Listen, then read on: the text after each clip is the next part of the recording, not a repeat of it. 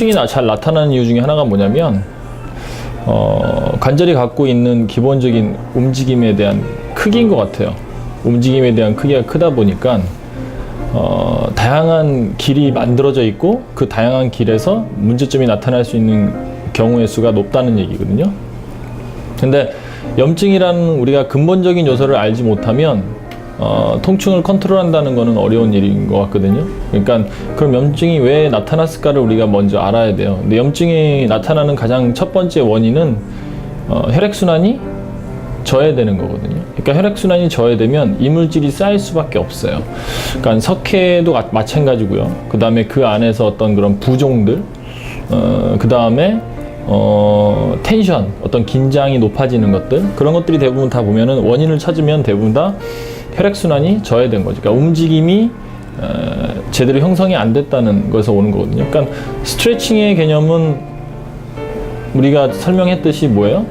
혈액순환을 증진시키는 거죠. 그러니까 스트레칭의 개념은 그 느려진 순환을 좋게 만들어주고 잘못된 길을 좋게 길을 개선시켜주고 하는 게 스트레칭의 개념인 거라고 보시면 돼요. 그래서 어깨든 무릎이든 뭐 허리든 목이든 우리가 첫 번째로 해줘야 될 거는 뭐냐면 그 이미 형성된 어떤 그런 잘못된 길들, 그 길들을 우리가 스트레칭을 통해서 릴리즈해서 다시 이제 초기화 시켜주는, 그러니까 전 상황보다는 조금 더 편한 상황으로 만들어주는 게 가장 첫 번째 접근일 것 같습니다. 확인하는 건 전과 후를 비교하는 게 가장 좋죠. 그러니까 전에는 어떤 상황이었는데 스트레칭을 하고 나서는 어떤 상황이다라는 게 명백하게 다르다면 자기가 잘했다 못했다를 알 수 있어요. 예를 들어서 쉽게 설명하면은 스트레칭을 하기 전에는 굉장히 무겁고 타이트하고 뻑뻑하고 그 다음에 통증도 좀 있고 그런 상황이었는데 스트레칭을 해주고 나서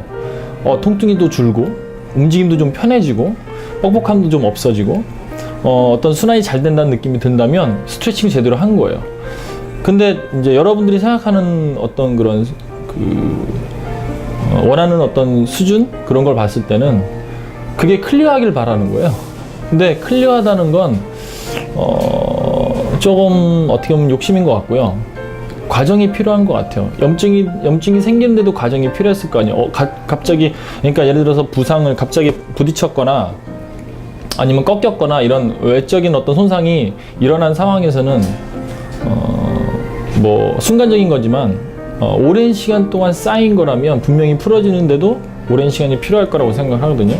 그래서 스트레칭을 통해서 우리가 얻을 수 있는 그 결과는, 지금 당장의 결과는 좀 몸이 편해지고 부드러워지고 어떻게 보면 움직임이 조금 더 자연스러워졌다는 것을 보고 판단하시는 게 좋고요.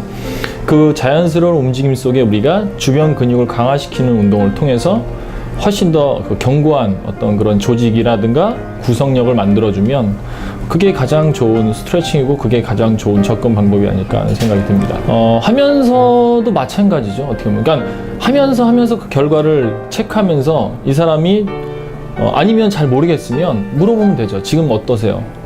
통증이 심해지세요? 아니면 좀 부드러워진 것 같으세요? 아니면 좀 시원하세요? 다양하게 우리가 표현할 수 있는데 우리가 많이 해보면 일종의 그런 거죠. 우리가 밥을 할 때 밥을 많이 해본 사람은 지금쯤이면 어느 정도 됐겠다라는 거를 이미 예측을 하고, 그리고 우리가 이제 뚜껑을 열어서 음식을 확인해서 지금 어느 정도만 더 끓이면 되겠다 이런 거를 확인하듯이 처음에는 그런 과정들이 많이 필요해요. 숱하게. 하지만 오랜 경험을 하다 보면 이제 그 흐름을 아는 거죠. 흐름을 알다 보니까 우리가 중간에 확인하지 않아도 이 사람은 지금 어느 정도 지금 돼가고 있다는 것을 감지할 수 있어요. 하지만 우리가 그런 경험이 없는 상황에서 이 사람의 반응을 우리가 인지한다는 건 솔직히 좀 어렵잖아요. 그러니까 내가 하면서 직접 스트레칭을 해보면서 모르면 물으면서 지금 상태가 어떤 건지, 제가 이렇게 하는데 어떤 변화가 있는지를 체크하면서 이 사람이 하는 그 얘기에 내 손의 모니터링을 느끼면서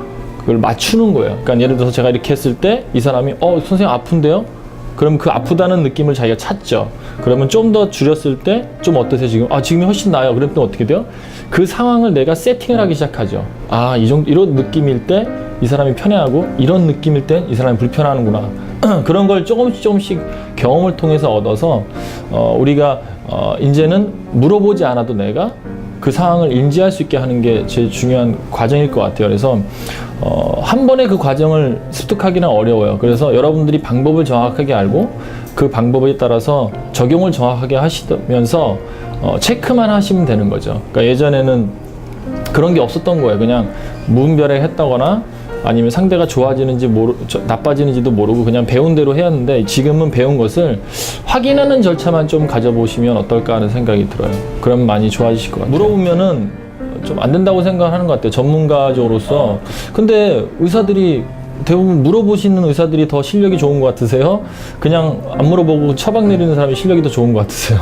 그거는 마찬가지인 것 같아요. 트레이너들도 자기가 모르고 있다는 걸 인정하고, 그리고 해줄 수 있는 걸 정확하게 해주는 게 훨씬 더 이거는 클리어하고 더 명확한 것 같습니다. 편측 운동이라는 거는 인간이 가지고 있는 일반적인 그 형태학적인 그 흐름인 것 같아요. 그러니까 내가 편하게 쓰는 손이 편하게 쓸 수 있는 손이 있고 좀 불편한 손이 있어요. 하지만 사람들은 어떻게 해요? 편한 손을 쓰려고 하지 불편한 손을 쓰려고 하지 않는 거죠. 그게 뭐냐면 우성과 열성이라고 나눠지잖아요. 근데 환경적으로 우리가 조금 시간적인 여유와 마음적인 여유가 있다면 시도하는 쪽을 더 많이 선택을 할 거예요. 하지만 시간적인 여유가 없고 마음적인 여유가 없는 사람들은 시도하기보다는 뭐예요? 기존에 잘하는 방법대로 빨리빨리 하기를 원해요. 그러니까 대부분 사람들이 몸이 가지고 있는 패턴이나 어떤 그런 그 경향도 조금 그런 쪽으로 많이 쏠려 있다는 거예요. 빨리 하고 싶어 하는 경향이 많은 거죠. 운동도 빨리 잘하고 싶고. 그러다 보니까 양쪽을 다 쓰려면은 뭐예요?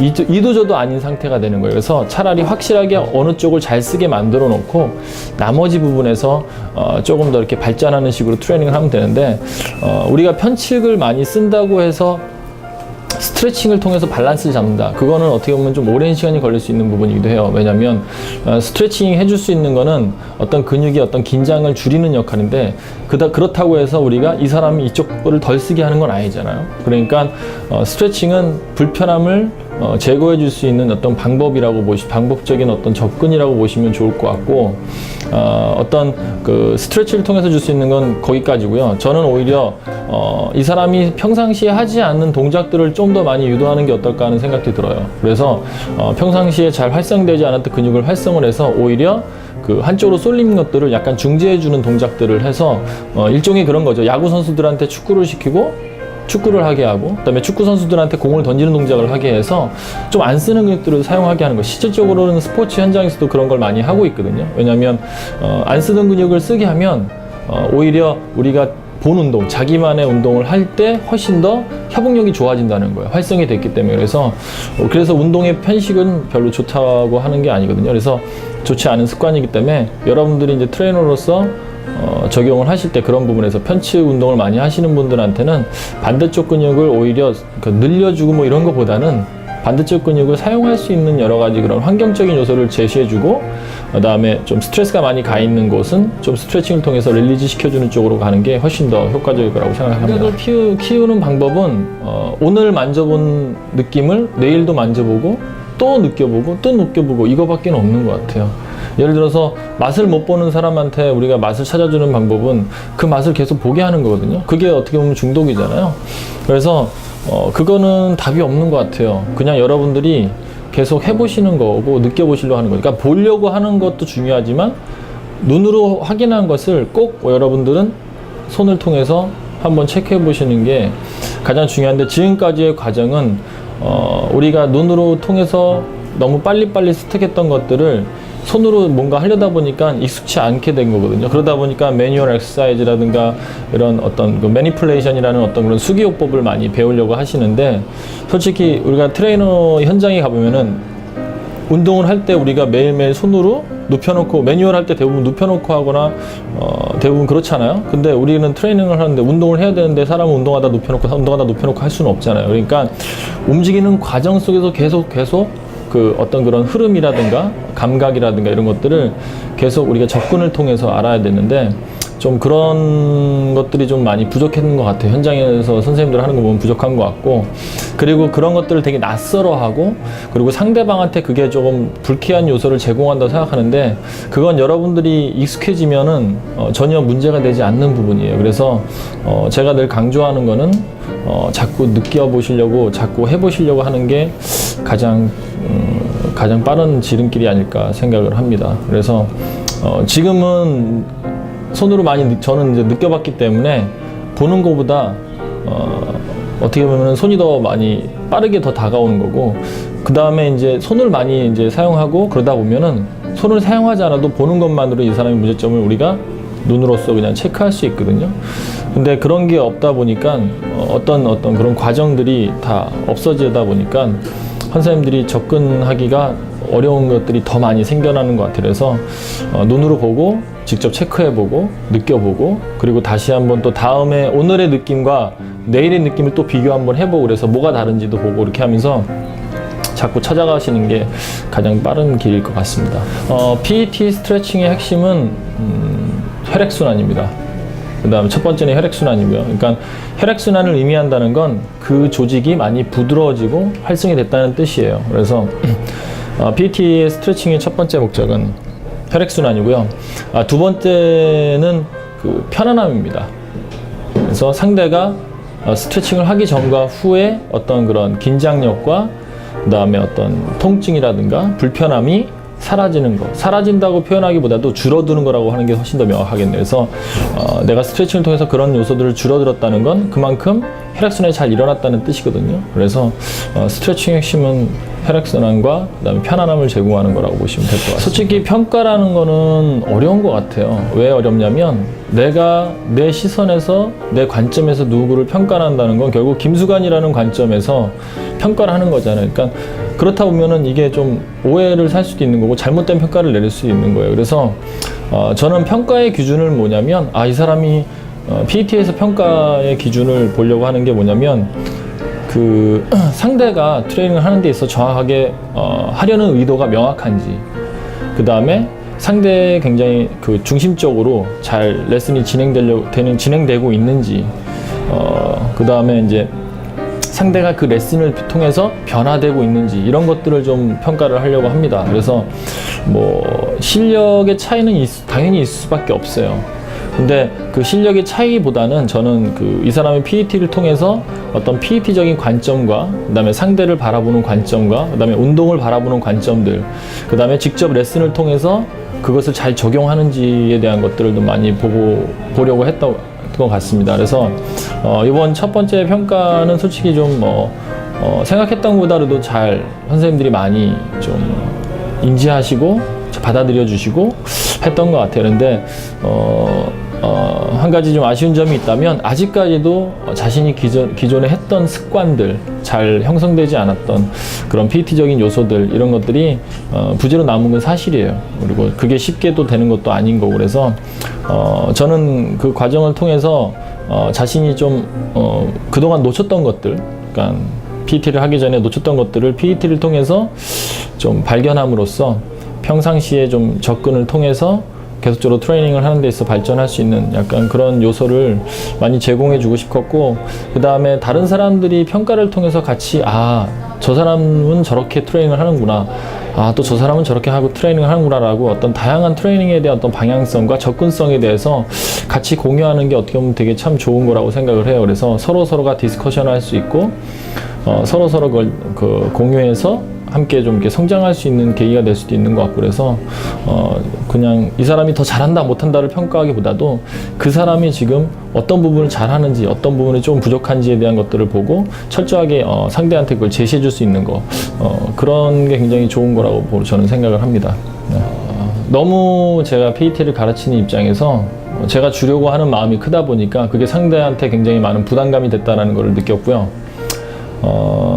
그것도 어떻게 보면 제 욕심인 것 같아요. 상대가 받을 수 있는 건 한계가 있는데 또 상대한테 너무 많이 주려고 했던 거는 제 욕심이었던 것 같고, 그리고 두 번째는 제가 생각하는 것보다 상대가 많이 어려워한다는 걸 또 느꼈어요. 그래서 저는 지금까지 이렇게 걸어오면서 그것이 많은 그 과정을 통해서 이렇게 순화되고 좀 더 명확하게 들어왔던 건데, 아직 상대방들은, 교육을 받는 사람들의 입장에서는 그것이 저처럼 이렇게 명확하게 다가오지 않는다는 거죠. 그건 제가 또 풀어야 될 과정인 것 같고 숙제인 것 같아서 아니면 또 한편으로는 그런 생각도 해요.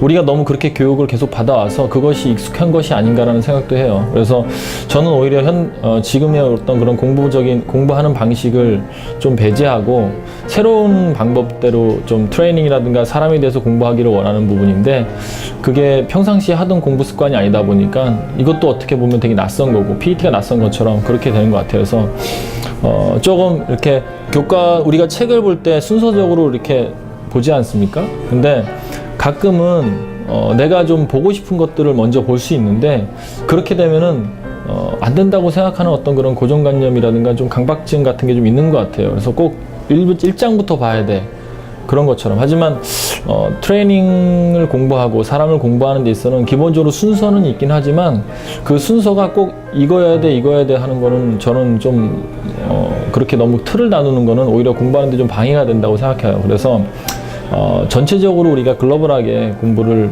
통해서 어느 정도 흐름을 잡고 그 흐름 속에서 자기가 채워야 되는 것들을 좀 더 하나씩 이렇게 채우는 재미를 가져가시는 게 어떨까 하는 생각이 들어요. 근데 지금 현재 보면은 지식이 난무하지 않습니까? 그래서 채우려고 막 하다 보면은 정리도 안 된 상태에서 계속 채우기만 해요. 그러다 보니까 자기가 뭘 배웠는지도 잘 모르는 상황이 되고 배운 걸 제대로 끄집어내지도 못하는 상황이 되는 거예요. 그거는 어떻게 보면은 욕심이고 어떻게 보면은 좀 과한 거잖아요. 그러니까 오히려 너무 과해서 문제가 발생되는 거예요. 지금은 현대 질병을 보게 되면 대부분 과해서 걸리는 병이에요. 비만들, 성인병, 당뇨, 고혈압, 그 다음에 관절의 어떤 그런 어떤 문제점들, 과사용, 이런 것들 대부분 너무 과해서 나타나는 병들이 많기 때문에 조금 그거를 중지해 줄 필요성이 있다고 생각하고, 공부도 좀 너무 그렇게 하기보다는 정말 좀 필요한 것들만 좀 이렇게 전체적인 걸 보고 내가 필요한 것들을 하나씩 채우면서 정리하면서 하는 그런 교육이 더 필요하지 않을까 생각을 해요. 그래서 어쨌든 여러분들의 그런 생각은 너무나 잘 알 수 있었던 시간이었다는 것은 사실입니다. 그래서 일단 김수관이가 너무 강하다. 너무 좀 강하게 너무 사람들을 너무 억압한다. 감정을 너무 억누른다. 말도 못하게 한다. 이런 것들에 대한 것들은 제가 참 반성해야 되고 깊이 좀 이렇게 고쳐야 될 그런 내용인 것 같고, 또 이제 PET 발전을 우리가 이제 도모하기 위해서는 선생님들이 많은 참여, 그리고 많은 어떤 기회를 제공할 수 있는 부분을 우리가 많이 열어야 되지 않을까 라는 생각을 하게 됐습니다. 그래서 앞으로는 그런 부분을 잘 참고해서 여러분들이 정말 궁금해하고 필요로 하고 정말 알고 싶어하는 것들을 좀 잘 구체적으로 잘 만들어서 이해하는 데 어렵지 않게끔, 하지만 저는 전체를 깨고 싶진 않아요. 부분적인 걸 강조하기보다는 전체를 항상 강조하고 싶은 마음이 너무나 크기 때문에, 그렇지 않으면 여러분들이 아무리 부분적인 걸 잘한다 하더라도 융통성을 잃을 수 있기 때문에 저는 전체적인 걸 강조는 꼭 하면서 부분적인 것들을 여러분들한테 제시를 할 예정입니다. 그래서 그렇게 해서 내년에는 좀 더 그런 어떤 구체적인 어떤 그런 테마를 정해서 그 테마에 대한 주제를 통해서 PET적인 요소를 좀 적용하는 게 어떨까 하는 생각을 지금 하고 있습니다. 글쎄요, 한편으로는 힐링이 된 것 같기도 하고요. 한편으로는 또 오히려 그 힐링을 통해서 또 새로운 과제가 또 주어진 것 같습니다. 근데 이거는 힐링이라는 게 모든 게 다 깨끗이 해소되는 게 아니잖아요. 그러니까 정리가 된 느낌은 들어요. 그래서 이게 정리를 통해서 내가 채워야 될 거, 버려야 될 게 생기는 거잖아요. 그래서 버려야 될 건 이제 제 자신을 버려야 된다는 걸 알았고, 채워야 될 건 이제 여러분들이 어떤 생각을 채워야 된다는 걸 알았으니까 그걸 약간 중재를 하면은 더 좋은 기회가, 또 좋은 교육이 되지 않을까 하는 생각은 듭니다. 네.